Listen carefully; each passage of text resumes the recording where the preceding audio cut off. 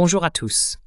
Aujourd'hui, nous sommes le samedi 23 août 2025 et nos amis Graham Fuller et Ray McGovern sont de retour avec nous. Je suis vraiment désolé pour le retard. Nous avons eu quelques problèmes techniques ici, mais nous avons pu les résoudre. Je vais commencer avec toi, Ray, et ce qui s'est passé. Nous avons eu 2 rencontres entre l'administration Trump, Donald Trump lui-même, et Vladimir Poutine. Par la suite, nous avons vu des Européens et Zelensky, d'une certaine manière désespérés et paniqués, venir aux États-Unis pour parler avec Donald Trump et communiquer avec son administration afin de comprendre ce qui se passe entre la Russie et les États-Unis.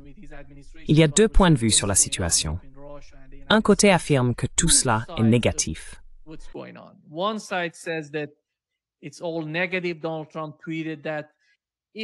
Donald Trump a tweeté que si vous voulez défendre l'Ukraine, il faut passer à l'offensive.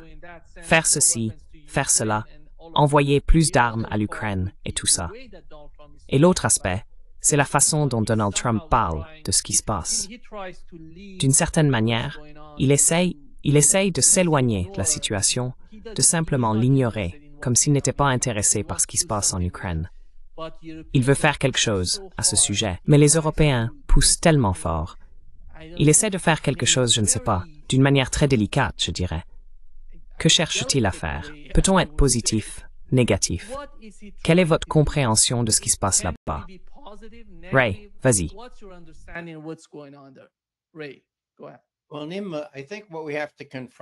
Eh bien, Nima, je pense que nous devons affronter ce qu'on appelle le syndrome anti-Trump, qui est encore très répandu. Cette idée qu'il ne peut absolument rien faire de bien. Je veux dire, regardez toutes les choses terribles qu'il fait. Maintenant, je ne minimise ni ne banalise en aucune façon le génocide ou la famine forcée. Mon Dieu, c'est le mal à l'état pur. Mais je pense qu'il faut faire la part des choses. Se pourrait-il que Trump ait raison sur l'Ukraine? Se pourrait-il qu'il comprenne, comme il l'a explicitement dit, tout comme Obama l'a fait exactement 10 ans plus tôt, en 2015? Écoutez, la pire chose que nous puissions faire pour l'Ukraine, c'est de lui donner l'idée qu'elle pourrait un jour l'emporter contre une Russie bien plus puissante à sa porte. Et c'est ce que Trump a dit aux Européens.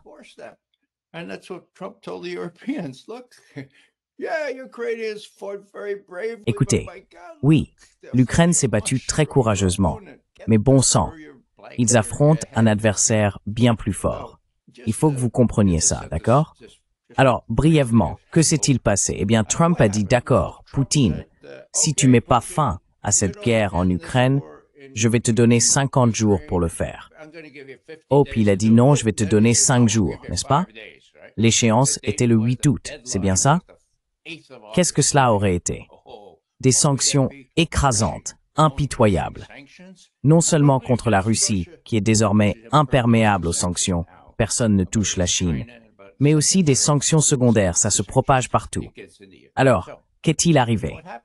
Eh bien, quelqu'un a finalement dit à Trump, « Mon Dieu, ça ne mènera à rien de bon », comme disaient les Chinois autrefois.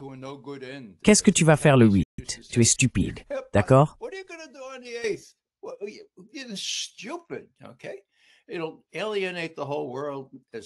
Cela va aliéner le monde entier, non seulement les Russes, mais aussi les Chinois et les Indiens. Alors Trump se dit, « Oh mon Dieu, peut-être que Poutine peut m'aider sur ce coup-là. » Il envoie Whitcliffe le 6, 2 jours avant la date limite. Whitcliffe dit, « Président Poutine, c'est un peu embarrassant. Mon président s'est mis dans une impasse. Il ne veut pas vous imposer de sanctions, ni essayer de faire quoi que ce soit. Il a eu les yeux plus gros que le ventre. Alors pouvez-vous nous aider? Par exemple, on pourrait organiser un sommet. Vous pourriez venir aux États-Unis. » Voilà, c'est comme ça que je pense que ça s'est passé le 6 août. Et vous pouvez être sûr que Poutine, pendant ces 3 heures avec Whitcliffe, a exposé des points très précis qui représentaient les exigences non négociables de la Russie. Et l'un d'eux était « pas de cessez-le-feu ». Alors, que se passe-t-il?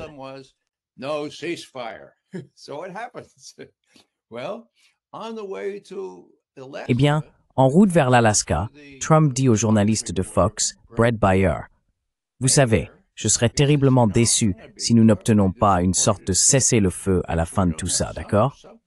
Bien sûr, cela a été diffusé, comme Graham et moi avions l'habitude de dire, bien avant que Poutine n'atterrisse. Donc Poutine est arrivé, et Trump a tenté une dernière manœuvre désespérée, n'est-ce pas?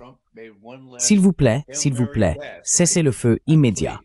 Et Trump a dit, oui, oui. Qu'a-t-elle compris? Oui, d'accord. Alors qu'a fait Trump? Quelques heures plus tard, il a dit, bon, c'est pas une bonne idée, un cessez-le-feu temporaire. Nous allons viser le tout. Nous allons mettre fin à tout cela de manière globale. Donc Poutine a raison.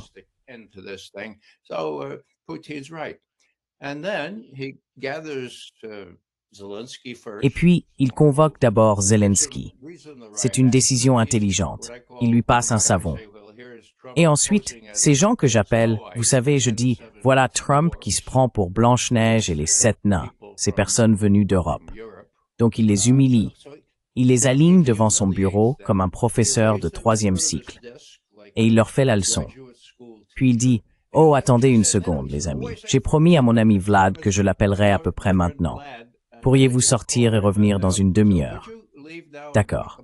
Alors, qu'est-ce qui s'est passé? Les Européens sont partis, et la situation est restée la même qu'il y a 2 semaines, lorsque le vice-président Vance a dit « Écoutez, nous avons fini d'armer l'Ukraine. »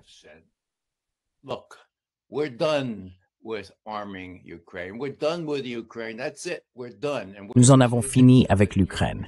C'est tout. C'est terminé. Et où dis-tu qu'ils ont dit ça en Europe? Il essaye d'expliquer à ces gars où en sont les choses. Je vais juste finir avec une citation d'un des commentaires sous un de mes articles. Elle est précieuse. La voici. Le plan, c'est que les États-Unis vendent des armes aux Européens qui les fourniront à Kiev. Cependant, les États-Unis n'ont pas d'armes à vendre. Les Européens n'ont pas l'argent pour les acheter et Kiev n'a pas les soldats pour les utiliser. À part ça, c'est un plan infaillible. Désolé, mais c'est à peu près ça.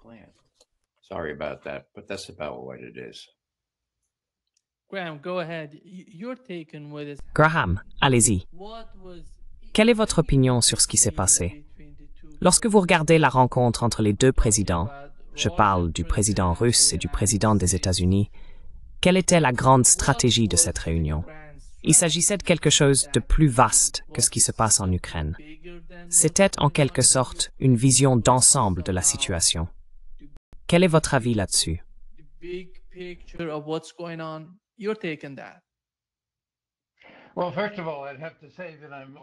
Eh bien, tout d'abord, je dirais que je suis globalement très positif quant à ce qui se passe jusqu'à présent. C'est étonnant que ce soit vraiment la première fois qu'il y ait des discussions directes en face à face avec Poutine depuis je ne sais combien d'années, alors qu'il y a tant de sujets d'une importance vitale à aborder entre les 2 pays. Donc, le simple fait que la rencontre ait eu lieu me semble très important et je pense que c'est quelque chose sur lequel on peut construire. Deuxièmement, encore une fois, je pense que nous savons tous que Trump est très imprévisible et qu'il change d'avis. Mais je pense qu'au final, nous nous en sommes plutôt bien sortis.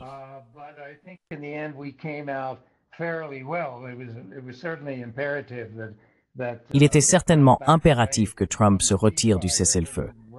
Les Russes avaient déclaré que c'était absolument inacceptable, que cela ne pouvait pas arriver. Il se passe aussi quelque chose de bien plus important ici. Je pense qu'à bien des égards, l'Europe est aujourd'hui confrontée à une crise existentielle. Non pas parce qu'elle va être attaquée et submergée par la Russie, mais tout simplement à cause de sa raison d'être. Qui est l'Europe? Qu'est-ce que l'OTAN? Qu'est-ce que l'UPOEP? Quelle est leur place? Jusqu'à présent, l'Europe a simplement été, je n'ai pas envie d'utiliser le mot marionnette. C'est un mot trop fort.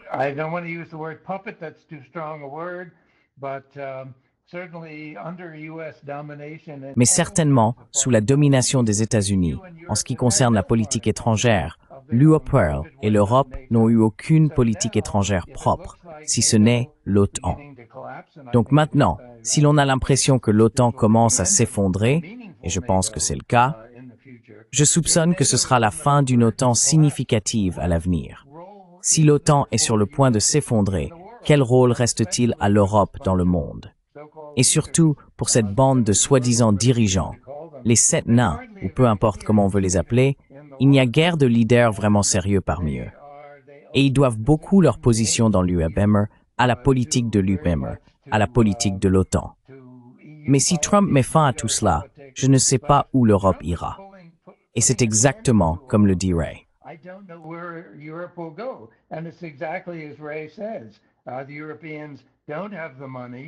Les Européens n'ont pas l'argent, même s'ils l'avaient. Je pense qu'ils n'oseraient pas informer leurs citoyens que, soit dit en passant, nous allons réduire vos prestations, vos régimes de santé et tout le reste, parce que nous devons donner plus d'argent à l'Ukraine pour acheter, pas pour acheter des armes américaines. Je pense que ce serait une catastrophe en politique européenne. Alors où va l'Europe maintenant? Ils ne peuvent pas se battre. Les États-Unis pourraient se retirer. Et l'Europe, qui a été un battement de tambour constant d'une propagande anti-russe, incroyablement hostile, année après année, menée en particulier par les Britanniques, qu'est-ce qu'ils vont faire?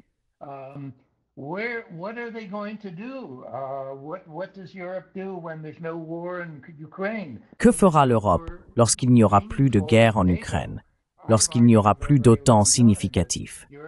J'ai soutenu depuis très longtemps que l'Europe se lèse elle-même, se détruit, en se liant à la flûte enchantée américaine, si l'on peut dire, ceux qui connaissent cette histoire, ou le Rattenfänger, comme l'appellent les Allemands. Cet homme qui arrive et emmène tous les enfants d'Europe hors d'Europe vers la catastrophe. Je ne sais pas où l'Europe va aller à ce stade. Quelle sera sa politique? La guerre n'est pas clairement gérable, ni quelque chose qui peut être poursuivi dans les circonstances actuelles. Comme je l'ai dit, je soutiens depuis longtemps que l'Europe doit trouver un terrain d'entente avec la Russie. Ils ont traité avec la Russie de façon intermittente au cours d'une très, très longue histoire.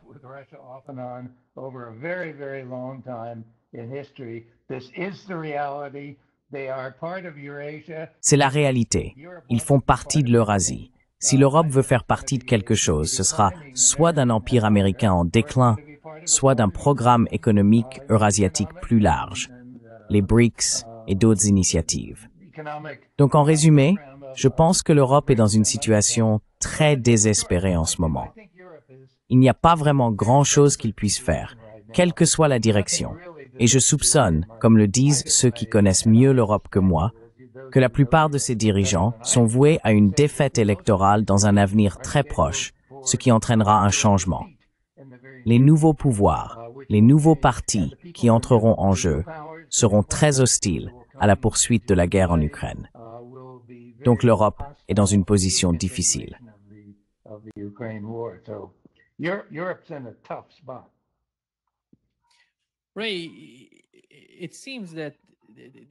Ray, il semble qu'aux États-Unis, l'administration Trump sait exactement ce qu'elle veut faire concernant l'Ukraine.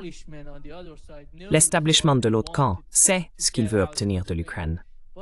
Mais quand on regarde les Européens et leurs dirigeants, lorsqu'ils parlaient avec Donald Trump, Merz évoquait un cessez-le-feu. Mélanie, d'une certaine manière, de quoi parle-t-elle? Et que se passe-t-il? Il y a tellement de confusion.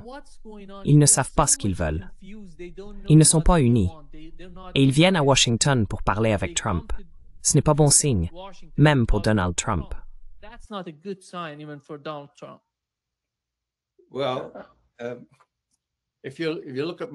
Eh bien, si vous regardez Mélanie lever les yeux au ciel, alors que Merz est juste à sa gauche, vous savez, il parle de cessez-le-feu et de tout le reste. Nous devons faire cela avant la prochaine étape. Et elle fait cette tête-là. Je peux presque l'entendre penser. Plus jamais d'Axe avec ces types, c'est certain. Plus d'Axe, Italie, Allemagne, Japon cette fois-ci. Mon Dieu, ce type est complètement fou. Bon, donc il y a des divisions en Europe. Quelle est la grande question? Je pense que la grande question a été illustrée par le flagorneur obséquieux qui était autrefois Premier ministre des Pays-Bas, Mark Rutte. Donc, voici le dernier sommet de l'OTAN, n'est-ce pas? Et il dit « Oh, super, papa est là. Papa entre donc. Qui est papa? »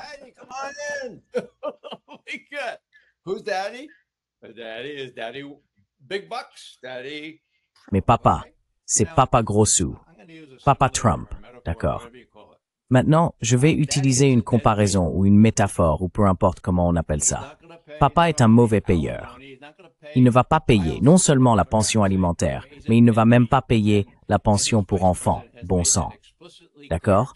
C'est un mauvais payeur. Et son vice-président l'a clairement fait savoir aux Européens il y a exactement 2 semaines. Donc c'est un mauvais payeur. Quelles sont les perspectives pour l'Ukraine? Eh bien, l'OTAN a déjà tout cédé à Trump lors du dernier sommet de l'OTAN il y a plusieurs mois, en échange de leur engagement à augmenter leurs dépenses militaires jusqu'à 5% de leur PIB, ou peu importe le chiffre exact. Trump a dit, d'accord, eh bien on dira que la charte de l'OTAN reste en vigueur. D'accord?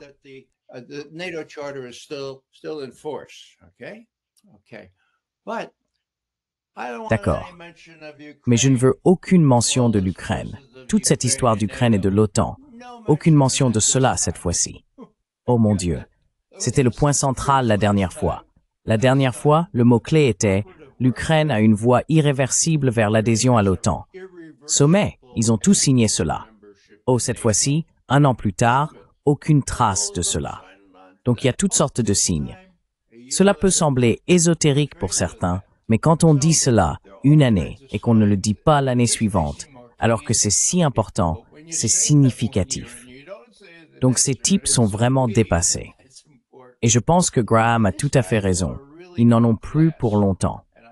La seule question, c'est ce qu'ils pourraient être tentés de faire pour rester au pouvoir.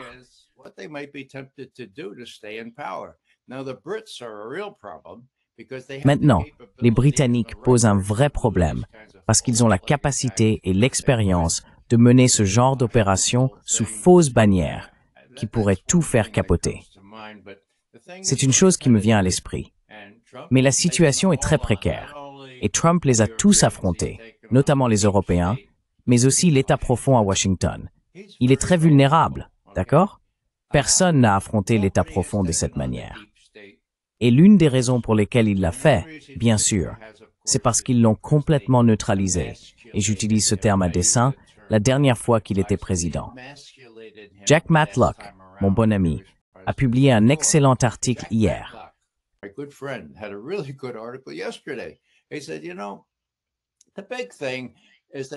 Il a dit, vous savez, l'essentiel, c'est que Trump commence à voir la réalité ici, que la Russie est vraiment menacée par une Ukraine surarmée par l'OTAN. Et donc, eh bien, la question se pose, dit Jack, pourquoi Trump ne l'a-t-il pas fait la première fois? Et la réponse est claire, le Russiagate. Ils lui ont rendu ses actions impossibles, d'accord? Regardez 2018, Trump et Poutine ensemble à Helsinki, je crois, lors du sommet. Un de ces journalistes de CNN ou un autre journaliste demande « Maintenant, Monsieur Trump, que pensez-vous du Russiagate maintenant? Allez-vous croire ce que Monsieur Poutine vient de dire ou ce que vos propres services de renseignement affirment? » Et Trump a répondu « Je ne sais pas qui croire. »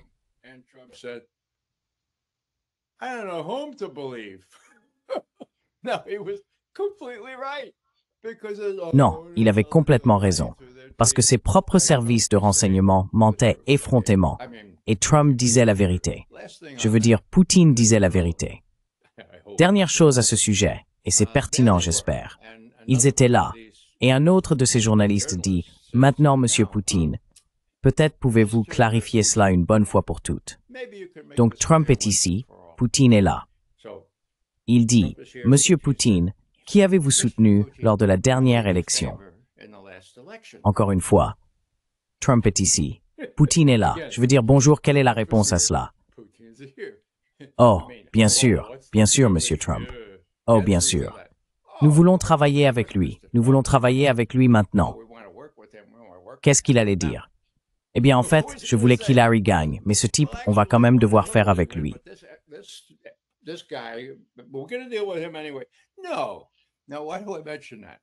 Non. Maintenant, pourquoi est-ce que je mentionne cela? Parce que c'est le genre de preuve à laquelle l'un des principaux rédacteurs de cette évaluation interagence ou de la communauté du renseignement du 6 janvier 2017 a fait référence. C'est l'un des principaux indicateurs qu'il a mis en avant. Regardez, vous l'avez entendu, de la bouche de Poutine lui-même, il favorisait Trump. Eh bien, tout ce que j'ai à dire, c'est Qu'est-ce que Poutine aurait pu dire d'autre? Oui, eh bien, c'était vraiment décevant que Hillary ait perdu. Mais bon, c'est ce genre d'analyse puérile ou adolescente que vous obtenez de la part de ces types recrutés par James Clapper et John Brennan, qui ont leur propre vision de la Russie. Désolé de m'étendre autant, mais ce sont quelques-unes des anecdotes qui me viennent à l'esprit.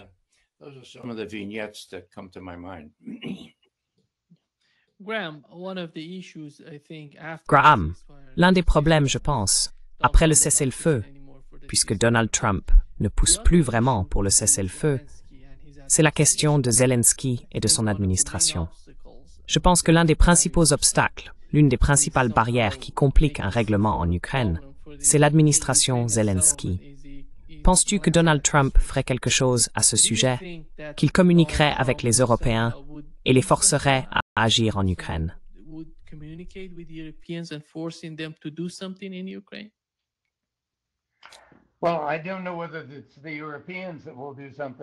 Eh bien, je ne sais pas si ce sont les Européens qui feront quelque chose concernant Zelensky en Ukraine, mais Washington le peut certainement.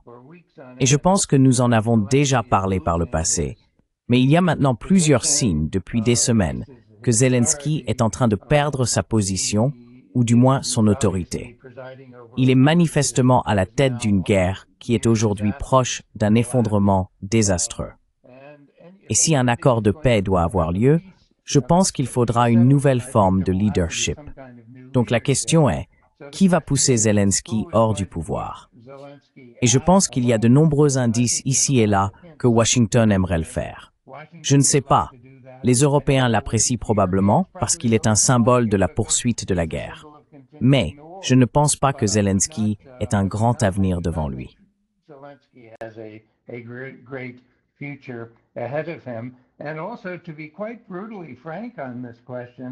Et aussi, pour être tout à fait brutalement franc sur cette question, je ne sais pas dans quelle mesure l'avis de l'Ukraine sur le règlement de la paix compte vraiment au final.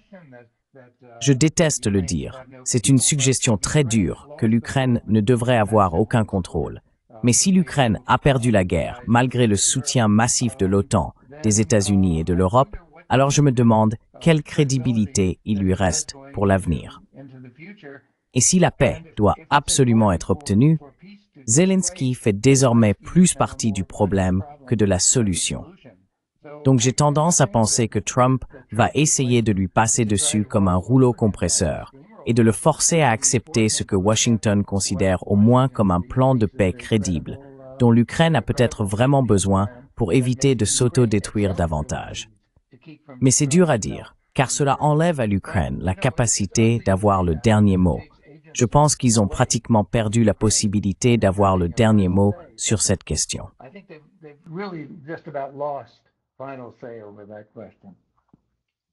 Ray, allez-y si vous souhaitez ajouter quelque chose. Oui, je voulais juste ajouter que pourquoi ne poses-tu pas ta question, Nima? Parce que ça m'a échappé. Oui, la question portait sur Zelensky et son administration. Vont-ils aider à un règlement ukrainien ou vont-ils constituer un grand obstacle à la conclusion d'un accord en Ukraine?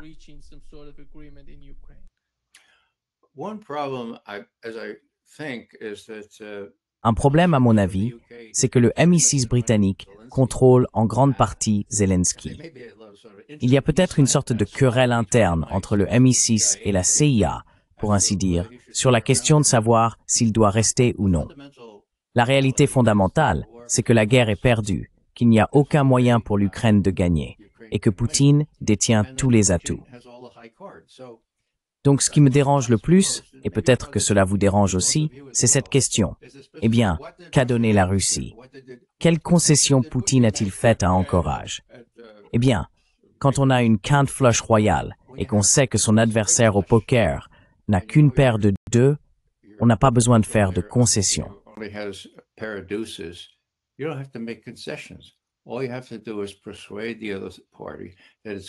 Tout ce que vous avez à faire, c'est convaincre l'autre partie que c'est aussi dans son intérêt et que vous avez vous-même intérêt à ne pas aller jusqu'au bout. En d'autres termes, à ne pas chercher à prendre le reste de l'Ukraine. Mon Dieu, ce serait un autre Vietnam, d'accord? Autrement dit, quand les gens comprendront que Poutine a lui aussi intérêt à parvenir à une sorte de règlement négocié, à maquiller la défaite, d'accord, qu'il ne veut pas aller au-delà d'un certain point. Je pense qu'il serait fou de le faire. Mais il veut une zone tampon pour éviter que ça ne se reproduise. Quand les gens s'en rendront compte, cela sera prouvé de façon très habile par le fait que 6 semaines après le début de la guerre, en avril 2022, Poutine s'est arrêté.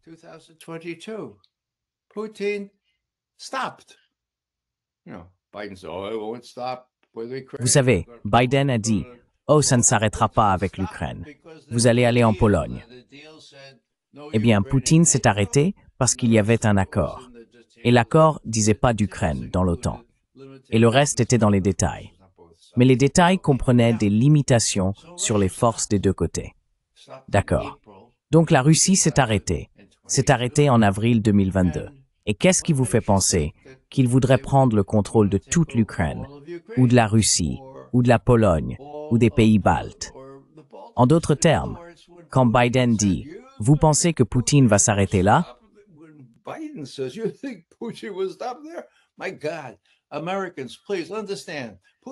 Mon Dieu, Américains, s'il vous plaît comprenez, Poutine s'est arrêté dès que l'Ukraine a dit « D'accord, pas d'Ukraine dans l'OTAN ». Et Poutine, non. Le meilleur ami de Zelensky, un certain David Arakhamia, était le principal négociateur. Et il a témoigné de tout cela ouvertement. Cela a même été publié dans l'Ukrainian Times, bon sang. Donc vous n'avez plus besoin de spéculation ni d'analyse. Vous dites, très bien, ils se sont arrêtés là. Pourquoi ne s'arrêteraient-ils pas lorsqu'ils ont obtenu suffisamment de zones tampons pour se protéger des types de frappes qu'ils continuent de subir de la part des Britanniques et des Allemands avec des missiles sophistiqués d'une portée de 500 km?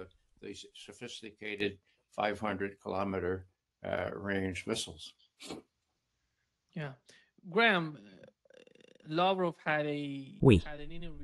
Graham Lavrov a accordé une interview à NBC News dans laquelle il évoquait la possibilité d'un nouveau sommet réunissant Donald Trump, Vladimir Poutine et Zelensky, la possibilité d'une telle rencontre.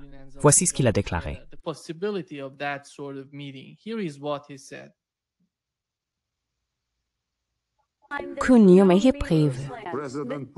Le président Poutine a clairement déclaré qu'il est prêt à se rencontrer, à condition que cette rencontre ait réellement un ordre du jour présidentiel. C'est donc une grande incertitude. Il n'y a pas de réunion prévue, Monsieur le ministre des Affaires étrangères. C'est une grande incertitude. Vous dites qu'aucune réunion n'est prévue pour le moment.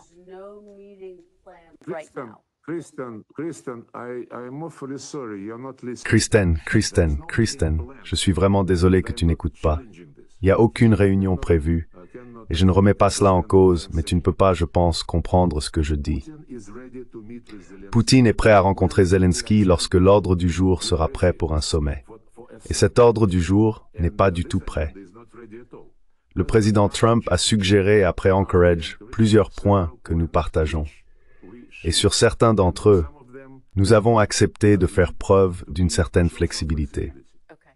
Lorsque le président Trump a apporté ses questions à la réunion à Washington, avec Zelensky présent, accompagné de ses parrains européens, il a clairement indiqué, c'était très clair pour tout le monde, qu'il y a plusieurs principes que Washington estime devoir être acceptés, notamment l'absence d'adhésion à l'OTAN, ainsi que la discussion des questions territoriales. Et Zelensky a tout refusé. Il a même dit non, comme je l'ai dit, à l'annulation de la législation interdisant la langue russe. Comment pouvons-nous rencontrer une personne qui fait semblant d'être un dirigeant?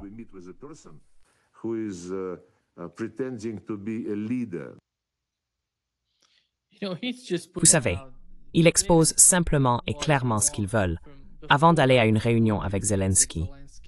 À votre avis, est-ce que l'administration Trump va comprendre cela ou vont-ils insister pour une réunion sans que ces conditions préalables soient remplies?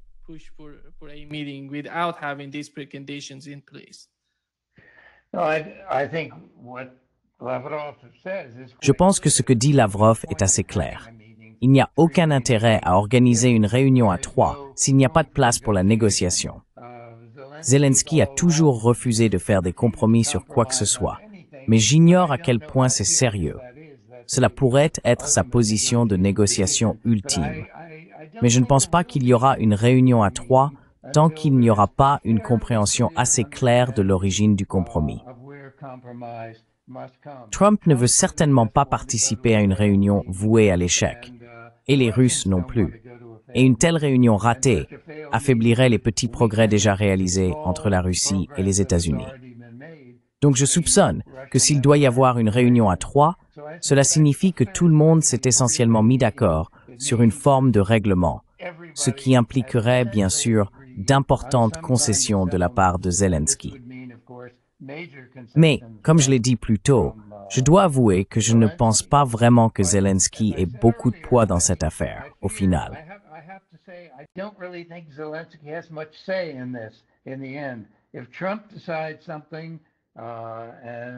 Si Trump prend une décision et que les Russes proposent une position acceptable et convenable, je ne pense pas que Zelensky aura vraiment le choix. Et s'il refuse, il n'y aura pas de réunion à trois. Vas-y, Wayne. Non, je suis d'accord avec Graham. J'ajouterais simplement qu'il était clair dès le départ qu'il s'agissait d'une manœuvre occidentale. Lorsque Witkoff a rencontré Kuching pendant 3 heures le 6 août, le compte-rendu d'Ushakov, qui était bien sûr présent et qui est le responsable des comptes rendus, a indiqué « La question d'une réunion trilatérale a été soulevée, mais elle n'a pas été discutée. Et moi, Ushakov, je ne comprends pas pourquoi les médias occidentaux en font tout un plat. » Eh bien, nous comprenons. D'accord. Très bien.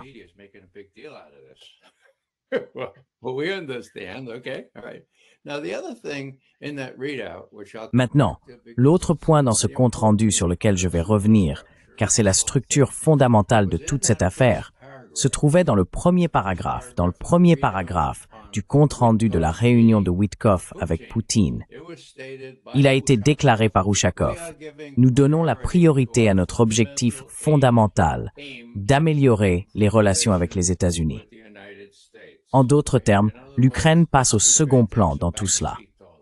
Waouh, c'est brutal aussi. Cela prive encore plus Zelensky de toute marge de manœuvre, n'est-ce pas? Mais c'est la réalité. Maintenant, on peut débattre des raisons pour lesquelles il ne devrait pas ressentir cela. Mais la Russie, c'est-à-dire Poutine et Trump, pensent tous deux qu'ils peuvent entretenir une relation correcte cette fois-ci avec Trump au pouvoir.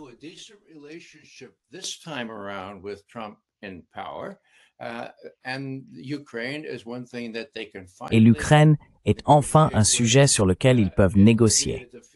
Ce sera une défaite pour l'Occident, l'Ukraine et les États-Unis. Mais cela peut être maquillé. Et si Poutine ne veut pas tout prendre, on peut même négocier sur des endroits comme Odessa et ce genre de choses. Je suis convaincu qu'il y a des petits signes annonciateurs qui montrent que c'est possible. Donc tout ce que je dis ici, c'est que la réalité finit par s'imposer. Et si le précédent et le désir fondamental d'avoir de meilleures relations avec Washington sont bien ce qu'Ushakov a déclaré dès le 6, enfin, c'était le lendemain, le 7 août.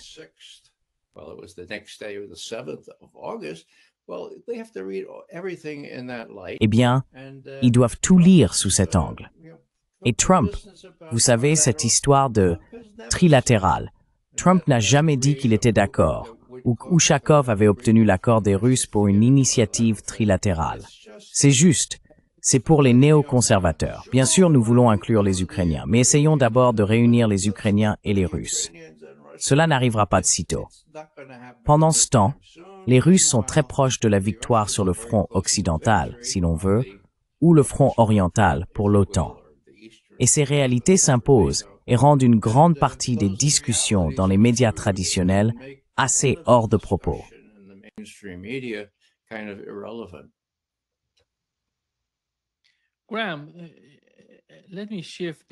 Graham, permettez-moi de réorienter un peu la discussion vers ce qui se passe à Washington avec Pete Hegseth. Il a limogé le chef de l'agence de renseignement du Pentagone et il semble qu'ils envisagent la destitution du chef de la réserve navale américaine. Tout cela tourne autour du rapport concernant ce qui s'est passé lors des attaques américaines contre l'Iran. Il semble qu'il se passe quelque chose au sein de l'administration.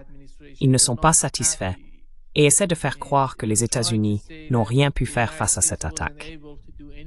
Donald Trump pousse pour l'anéantissement total des installations nucléaires iraniennes. Mais au-delà de ce genre de jeu à Washington, il y a, à mon avis, une sorte de volonté de provoquer davantage de guerres au Moyen-Orient. Quel est votre point de vue là-dessus? What's your take on that?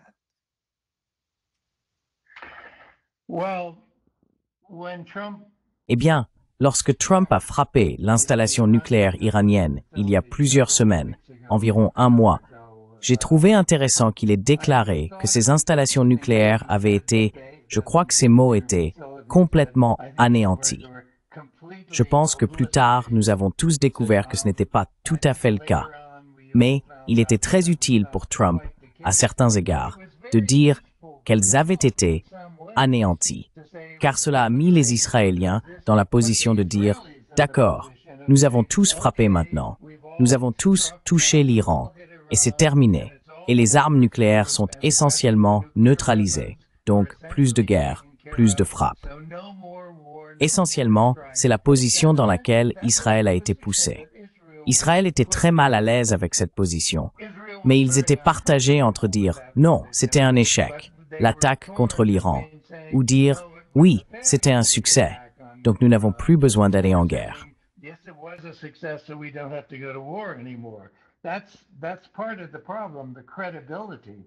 C'est là une partie du problème, la question de la crédibilité de ces affirmations.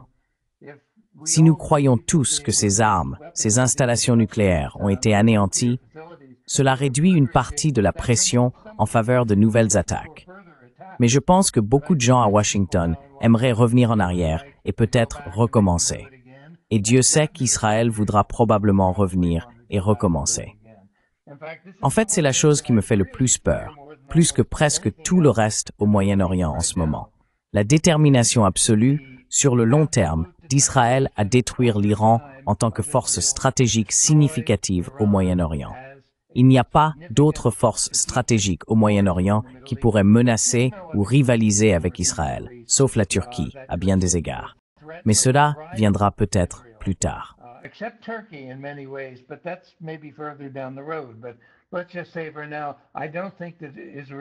Mais disons simplement pour l'instant que je ne pense pas qu'Israël, ou du moins Netanyahou, abandonnera jamais cette question. Et que Trump ait été humilié en parlant d'anéantissement total ou non, je pense que ce n'est pas vraiment la question. La vraie question, c'est de savoir s'il y aura une deuxième voire une troisième vague d'attaques contre l'Iran, ce qui, à mon avis, serait extrêmement dangereux, non seulement pour l'Iran, mais aussi pour Israël lui-même, compte tenu des dégâts déjà causés lors de la première salve d'échange de missiles que l'État hébreu n'a jamais voulu reconnaître. Oui, merci Graham d'avoir replacé cela dans une perspective plus large, une perspective significative. Nous parlons vraiment de guerre et de paix.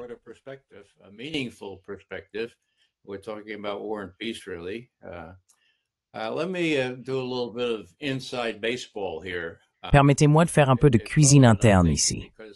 C'est pertinent, je pense, parce que Graham et moi connaissons la communauté du renseignement de fond en comble. Nous y sommes impliqués depuis longtemps et nous l'observons maintenant de très près à la retraite. Maintenant, Tulsi Gabbard et Trump ont lancé un défi à l'État profond. Ils retirent, par exemple, les habilitations de sécurité de combien déjà? 37 responsables du renseignement pour lesquels ils ont la preuve qu'ils ont collaboré à la falsification des renseignements concernant Trump, qui aurait, l'un des mots utilisés est « collusionné » avec Vladimir Poutine, n'est-ce pas? Donc, 37 personnes ont été privées de leur habilitation de sécurité. Ah, mais la plupart d'entre eux sont à la retraite. Donc, Graham, t'ont-ils donné une habilitation de sécurité quand tu as pris ta retraite? Graham, did they give you a security clearance when you retired? Non. Eh bien, c'est pour que tu puisses passer sur CNN et faire semblant d'être comme John Brennan, un conseiller en sécurité. Bref, c'est toujours quelque chose qui met les anciens élèves en colère. Est-ce que tous les anciens viennent des opérations? Eh bien, pas tous. C'est une sorte d'obsession. Tu fais partie de la boîte, tu vas défendre la boîte, et mon Dieu, maintenant on accuse encore la boîte de falsifier des renseignements. Donc non seulement on a le problème d'habilitation, mais en plus on a ce type qui est à la tête de la DIA, et c'est la DIA qui a fait fuiter cette information. Non, j'étais pas en train de tout effacer.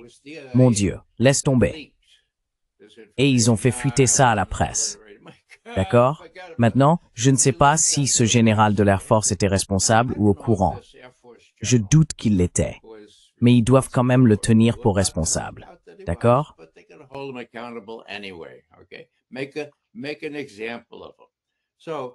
Faites-en un exemple. Donc, les gens qui disent « Oh, c'est horrible, c'est une purge de personnes qui ne sont pas d'accord avec Trump », eh bien, d'une certaine manière, c'est le cas.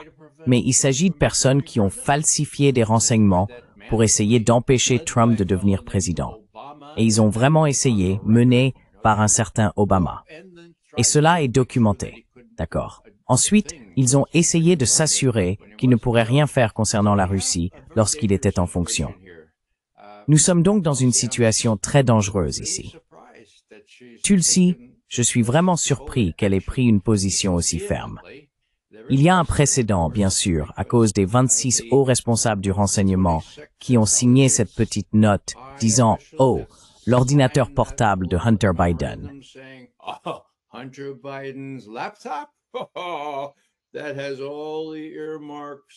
Tout cela porte les marques d'une opération de désinformation des services de renseignement russes, alors que le FBI avait l'ordinateur portable et que tous ces types auraient simplement pu demander « Est-ce vrai ou non ?» Non, ils font cette déclaration 2 semaines avant l'élection. Est-ce que cela a eu un impact sur l'élection de 2020? Eh bien, je pense que probablement oui. Assez pour changer le résultat? Je ne sais pas, mais bon sang, regardez à quel point c'était transparent. Donc vous avez tout un tas d'anciens qui ont succombé à ce que j'appelle le syndrome de dérangement anti-Trump. Et maintenant, ils doivent se protéger parce que beaucoup d'entre eux ont fait partie intégrante de cette opération de désinformation visant à s'assurer qu'il soit diabolisé et qu'il ne puisse en aucun cas traiter avec son homologue russe.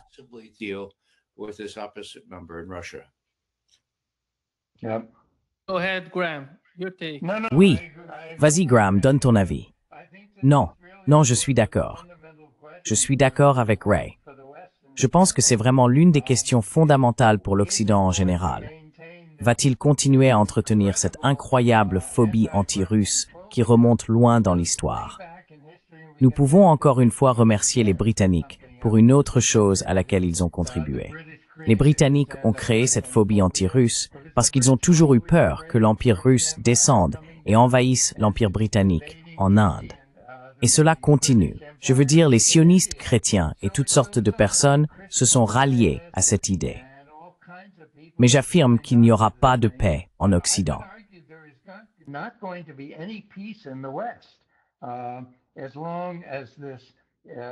Tant que cette incroyable russophobie anti-russe persiste, et il est certain que les néoconservateurs y ont trouvé une ressource très précieuse pour promouvoir la démocratie américaine, ou plutôt l'hégémonie américaine dans le monde, en considérant la Russie comme le mal à vaincre. Permettez-moi de rappeler, même si c'est sans doute bien connu, que cette phobie britannique anti-russe remonte même à Winston Churchill. À la fin de la Seconde Guerre mondiale, lorsque Winston Churchill a dit à Roosevelt, c'était juste après les bombardements d'Hiroshima et de Nagasaki, Churchill a déclaré « Maintenant, nous devrions atomiser Moscou et mettre définitivement fin à toute cette affaire russe. »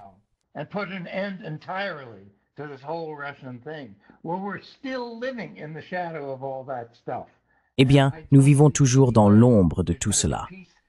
Et je ne vois aucune possibilité qu'il y ait la paix entre l'Est et l'Ouest, tant que nous entretenons ce luxe incroyable de haïr et de détester tout ce qui est russe.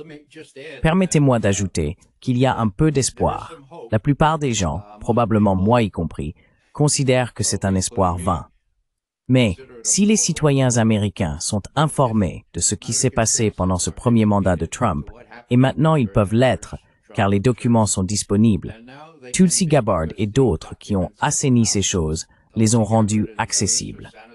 Les gens les liront-ils? Je ne sais pas. Les médias traditionnels s'en occuperont-ils? Probablement pas.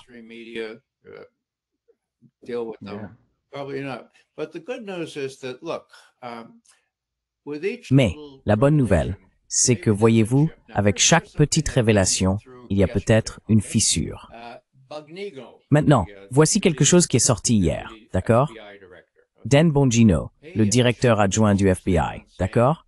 Il a publié une déclaration officielle disant qu'ils allaient retourner dans cette pièce que Kash Patel, son supérieur, avait trouvée là où ils avaient découvert ces sacs à brûler, dont l'un contenait l'annexe du rapport Durham, qui montrait, chapitre après chapitre, des conversations interceptées prouvant qu'Hillary avait tout orchestré, inventé l'histoire, et nous avait forcés à la répéter.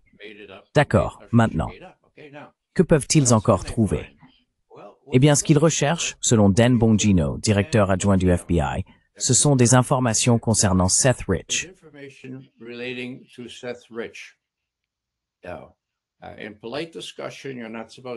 Dans une discussion polie, il n'est pas censé être permis de mentionner Seth Rich.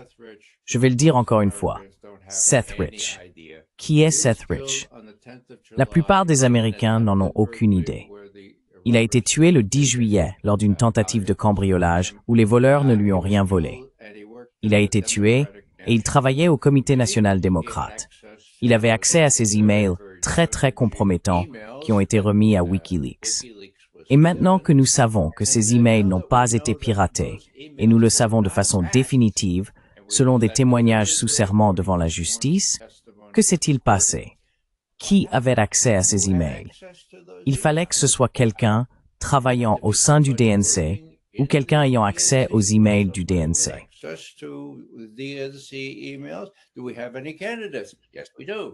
Avons-nous des candidats? Oui, nous en avons. Pourquoi avons-nous un candidat? Parce que le destinataire de ces emails, un certain Julian Assange, a offert une récompense de $20 000 pour toute information menant à l'assassinat de Seth Rich. Quel est mon propos ici? Seth Rich n'a pas pu être mentionné dans la bonne société comme je l'ai déjà dit, mais maintenant, il y a une affaire devant les tribunaux. Et le FBI a nié avec acharnement posséder des documents concernant Seth Rich. Maintenant, ils ont été pris la main dans le sac. Le juge a dit, « D'accord, vous avez bien ces documents. Produisez-les. » Et le FBI répond qu'il y en a tellement maintenant que cela leur prendrait quelques années. « Eh bien, produisez-les, dit-il. » Et maintenant, Kash Patel a dit à Don McNeil, « Souvenez-vous, le FBI a pris l'ordinateur personnel de Seth Rich, ainsi que son ordinateur professionnel. » Nevath, and as a Vrumberway.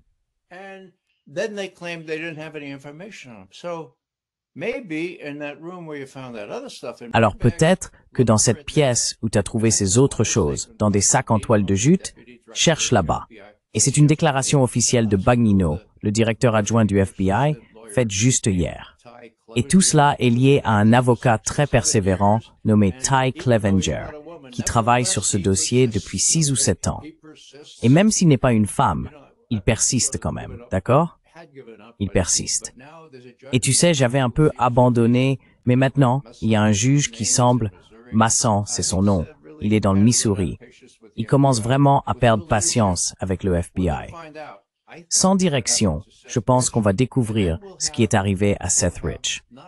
Et alors, nous aurons non seulement des violations de la loi et toutes sortes de règlements, mais aussi le lien entre l'État profond, les démocrates et les médias, tous les trois, qui couvrent non seulement ces autres folies et péchés, mais aussi un meurtre.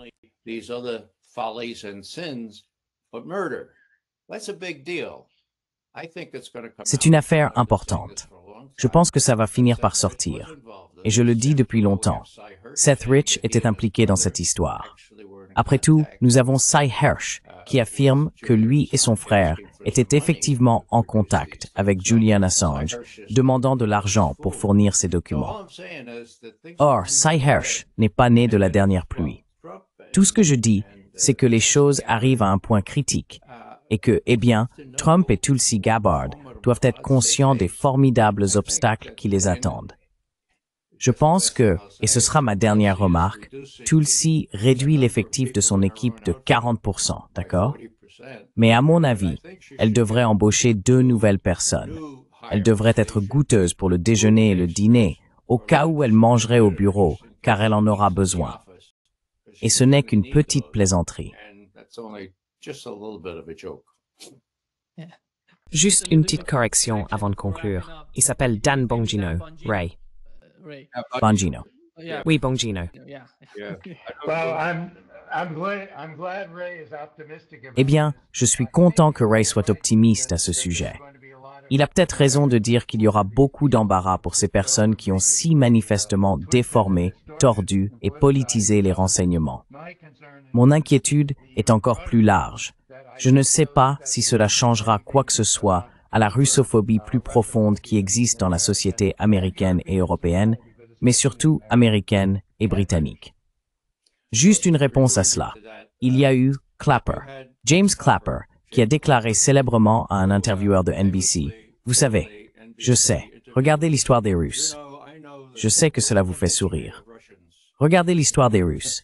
Ils sont presque génétiquement enclins, presque génétiquement programmés à être mauvais, à dissimuler, à tromper. »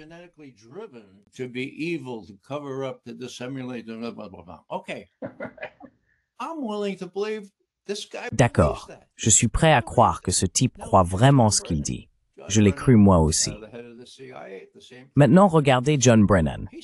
John Brennan, le chef de la CIA à la même époque, vous savez, il dit que les Russes sont responsables de la destruction du gazoduc Nord Stream. Il dit toutes sortes de choses inimaginables, y compris, et c'est toute l'idée, John Brennan a dit qu'il était très idiot, très stupide de laisser Poutine monter dans la limousine du président. Pourquoi? Pourquoi? Il aurait eu l'occasion d'y laisser un dispositif d'écoute. Est-ce que vous croyez vraiment que Poutine n'aurait pas laissé un dispositif d'écoute dans la voiture du président? Mon Dieu. Donc, tout ce que je dis, Graham, et je suis d'accord avec toi sur presque tout, sauf que ces types-là, ils sont finis, non?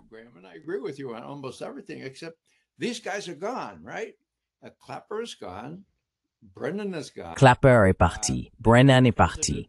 Il y a un président qui souhaite entretenir une relation décente avec la Russie. Vous savez comment la bureaucratie peut se retourner comme un porte-avions, mais elle finit par changer de cap. Et beaucoup de ces personnes sont envoyées à d'autres postes. Donc oui, je suis peut-être un peu naïf maintenant. Je le suis probablement. Mais je pense qu'il y a un peu d'espoir et il faudra vraiment de la finesse et du courage, non seulement de la part de Trump, mais aussi de Tulsi Gabbard, pour remettre les choses en ordre, dans la mesure où cela est possible, après tout ce qui s'est passé depuis que George Tenet a falsifié les informations avant la guerre en Irak. Eh bien, espérons-le.